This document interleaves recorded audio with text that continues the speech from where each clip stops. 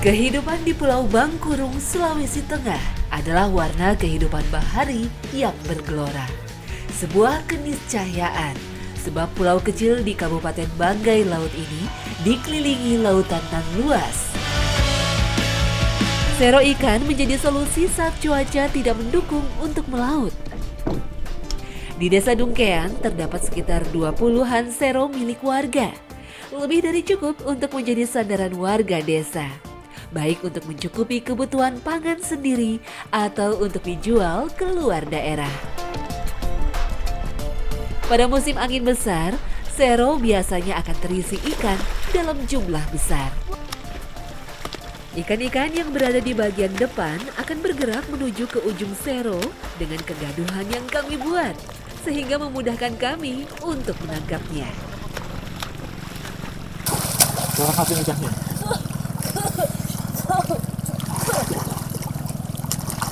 Ini bukan main-main, jadi memang seperti itu caranya. Di saat kita mudung, nyelam, sudah kasih tutup pintu yang di sana, lalu kita tepok-tepok ikannya.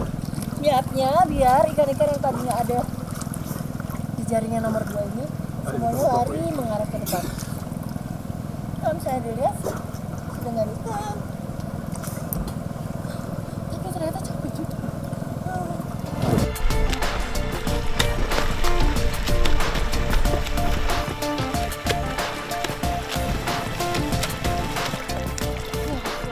Ini nggak ada pintu lagi ya.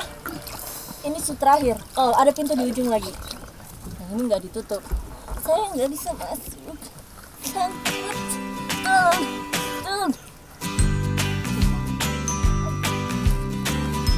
Oke.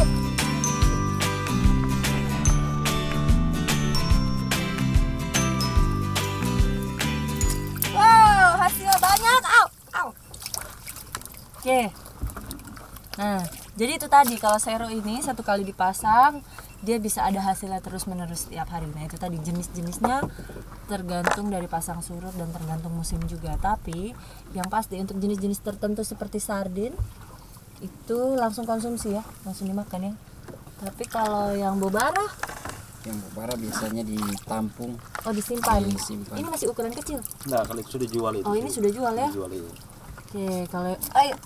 Oke, ukuran segini ini bisa langsung dijual, tapi kalau yang lebih kecil lagi dari ini, biasanya masyarakat pilih jenis-jenis tertentu yang mereka akan tampung hidup lalu dibesarkan sampai ada yang beli ya ukuran tertentu ya. Ini kasih lepas. Cerapu. Banyak hasilnya, lihat nih. Oke.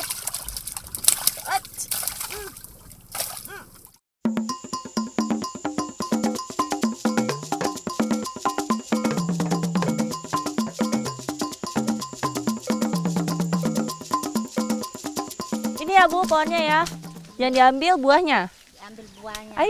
Kita sudah dapat. Nah, ini kalau misalnya orang Jawa Barat kenalnya ini honje. Pokoknya penggunaannya itu sebagai bumbu. Nah, bunganya itu orang kenal dengan kecombrang. Bunga kecombrang itu biasanya ibu saya kalau masak.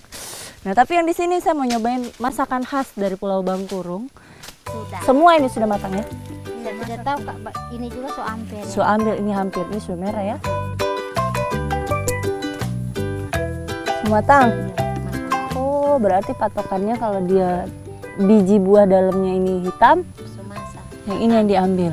Kalian ini masih mentah muda lagi. Iya, ini juga. Berarti nggak pengaruh ya Bu, saya pikir tadi kalau kulit luarnya merah itu sudah matang. Berarti yang satu ini kita bisa bawa? Boleh. Boleh, mari. Habis ini langsung kita masak. Ibu, potong Bu. Mari kita masak. Makan. Setiap daerah memiliki cara dalam mengolah bahan atau meracik bumbu. Ini sebabnya kuliner Indonesia sangat kaya. Di Pulau Bangkurung, masyarakat banyak bersentuhan dengan bahan pangan yang berasal dari laut. Ini membuat masyarakatnya akrab dengan bumbu olahan pedas sekaligus asam. Dikala itu, kalau misalnya pas digini dikupas dari dia punya batang, buahnya ternyata sangat mirip dengan bawang. Lihat, ini tikala, ini bawang. Jadi sama-sama kuncup begini. Nah, bedanya kalau bawang kulit arinya kita buang, kalau dia hanya dikasih bersih saja, lalu tinggal ditumbuk. Tinggal. Jangan khawatir. Baunya enak banget. Nah, ini sebagai pemberi cita rasa asam saja. Jadi memang masakan-masakan di Indonesia itu khas kan kalau kita mau bikin asam pedas. Nah, asamnya itu macam-macam. Ada yang dari buah buni, ada yang dari asam Jawa, ada yang dari jeruk limau. Nah, ada juga yang dari ini, tikala atau kecombrang. Ah, baunya seger.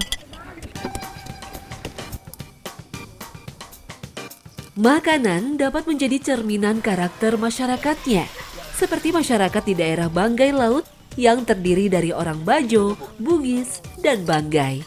Mereka memiliki karakter terbuka dan sangat dinamis. Olahan dengan bumbu tikala ini seperti menegaskan identitas mereka sebagai orang laut. Belum matang saja ini. Baunya sudah tercium ya, Bu ya? Bau asam ya? Iya.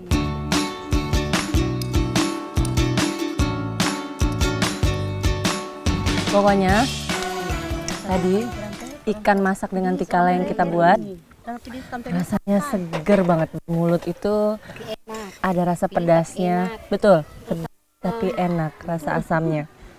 Kalau misalnya dilihat ini yang di daun-daun ini kan macem-macem nih. Nah, ini semuanya karbohidratnya.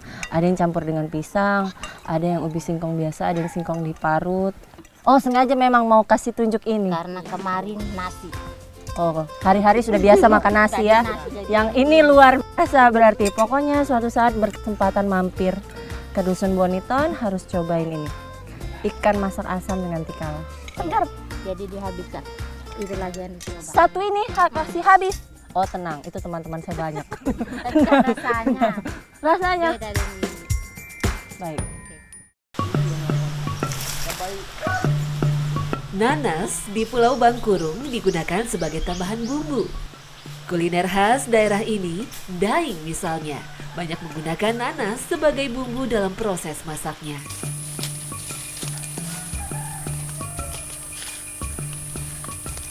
Ada sebagian, bukan sebagian ya, ada jenis-jenis ikan tertentu yang tidak bisa kita konsumsi langsung begitu saja. Nah, begitu juga dengan es kolar ini. Tapi di sini bedanya, selain kita harus mengukur kadar yang kita makan berapa banyak, ada bumbu rahasianya juga. Jadi biar es kolar itu atau ikan nanas aman dimakan. Nah, ini yang kita cari. Ini pohon nanas.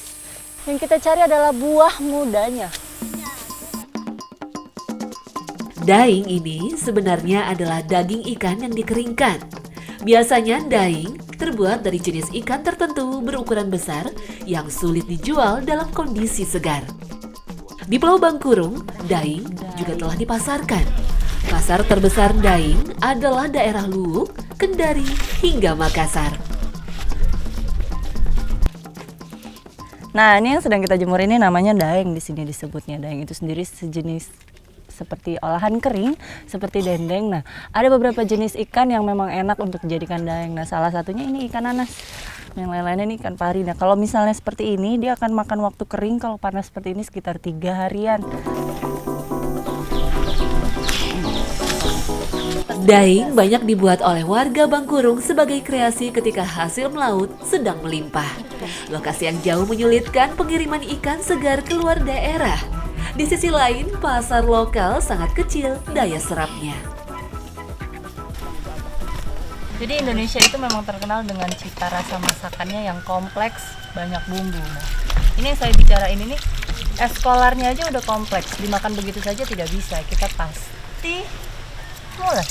Karena itu merupakan obat pencahar kalau dimakan begitu saja. Tapi untuk antisipasinya, lihat nih, bumbunya macam-macam. Selain bumbu rahasia nanasnya tadi, ini kalau misalnya ada kemangi, ada kencur, ada jahe, ada serai.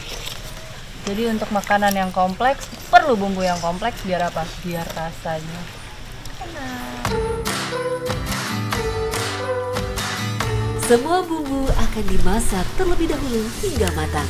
Kemudian akan dimasukkan bahan utama berupa potongan daing ikan nanas. Rasa Barangkali kalau Mbak ya rasa pedas. Tidak. oh, tapi enak. Nah, ternyata untuk mengalahkan satu cita rasa yang dominan, itu netralisirnya pakai rasa yang dominan juga. Jadi tadi es kolar ini dia punya kandungan lilin, lapis luar lilinnya itu sangat kurang bagus lah kalau kita konsumsi begitu saja. Itu tadi bisa bikin mules-mules. Nah, dilawannya pakai apa? Pakai nanas yang kalau dimakan begitu saja asem, tapi begitu dikawinkan, dijoinkan dalam masakan enak. Oke. Wah, enak. Enak. Oh, kaget. Pernah sakit perut nggak habis makan ikan nanas? Enggak. Nggak pernah. Enggak pernah. Padahal ini asam, tapi tidak ya? Tidak. Enak-enak aja ya. Enak. Udah dari dulu biasa makan juga ya? Iya, karena ini namanya kuah tokoli bahasa Banggai. Kalau di sini tokoli. Jadi biasa makan ini dari kecil sampai dewasa. Ya, itu tadi karena tidak terbiasa jadi saya masih ada kerasa sedikit. Rasa sakit perut. Sama kemarin. Tapi baiklah, karena lapar makan sudah.